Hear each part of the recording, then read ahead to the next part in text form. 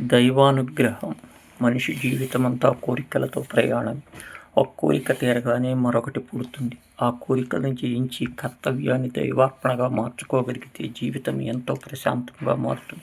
పురాణాలు తెలియజేసే మహత్తరమైన ఉదాహరణలో ఒకటి అంబరీష మహారాజు చరిత్ర. అది భక్తి, వినయము, దైవానుగ్రహ ప్రీతిక.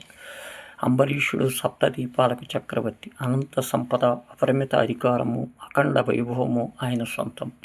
ఆయన హృదయంలో మాత్రము భౌతిక వైభవాలు కాకుండా ఎల్లప్పుడూ శ్రీమన్నారాయణుడి పాదపద్మములపై నిలిచి ఉండేది. చేతులు దేవాలయ సేవలో నిమగ్నమయ్యేవి. చెవులు విష్ణు కళామృతాన్ని ఆస్వాదించి, కళ్ళు శ్రీహరి సౌందర్యాన్ని దర్శించి, మనసు నిత్యము దైవస్మరణతో మునిగిపోయేది. భౌతిక మహారాజులు బాధ్యతను నిర్వహిస్తూనే ఆంతరంగంలో మాత్రము యోగిలా జీవించేవాడు. అంబరీషుడు ఏకాదశి వ్రతాన్ని అత్యంత శక్తిపర్తలతో నిర్వహించేవాడు. ఒకసారి ద్వాదశి గడియలు ముగిసేలోపు ఆయన వ్రతదీక్షలోనూ విరమించాల్సిన సమయం వచ్చింది.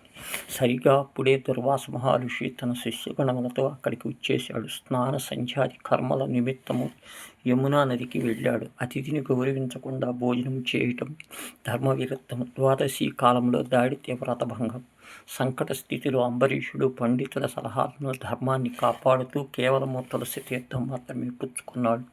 అవమానంగా భావించిన దుర్వాస మహర్షి ఆగ్రహోద్రుకుడై తపశ్శక్తితో భయంకరమైన సృష్టించి అంబరీషుడిని సంహరించమని అడిగాడు. తన సర్వస్వాన్ని భగవంతుడికి అర్పించిన భక్తుడు కనుక అంబరీషుడు ఎదురే ఆపదను కూడా దైవ ప్రసాదంగా భావించి చేతులు జోడించి నిలబడ్డాడు. భక్తుడి రక్షణార్థము భగవంతుడు పంపిన సుదర్శన చక్రం కృష్ణను క్షణాల్లో సంహరించింది. తర్వాత దుర్వాసుని వెంబడించింది. ప్రాణభయంతో పరిగెడుతూ ఆయన చివరికి వైకుంఠానికి చేరుకున్నాడు. అక్కడ విష్ణుమూర్తి, నేను నా భక్తుల ఆధీనుడిని, నీవు నా భక్తుడు అంబరీషుడి పట్ల అపరాధం చేశావు కనుక అతన్నే శరణ వేడమన్నాడు. అనంతమైన తపశ్శక్తి కలిగిన మహర్షి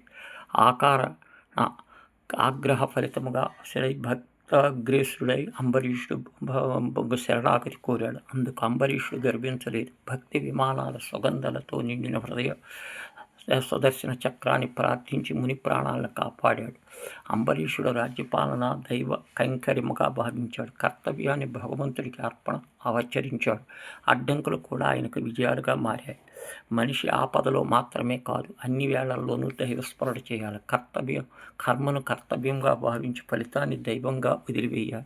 వేదనను ప్రార్థనగా మార్చాలి. శోధనను సాధనగా మలచాలి. మనస్సును దైవత్వాన్ని స్వాధీనం చేయాలి. ఇప్పుడే దైవానుగ్రహం కలుగుతుంది. జీవిత పవిత్రమవుతుంది. జన్మ సార్థకమవుతుంది.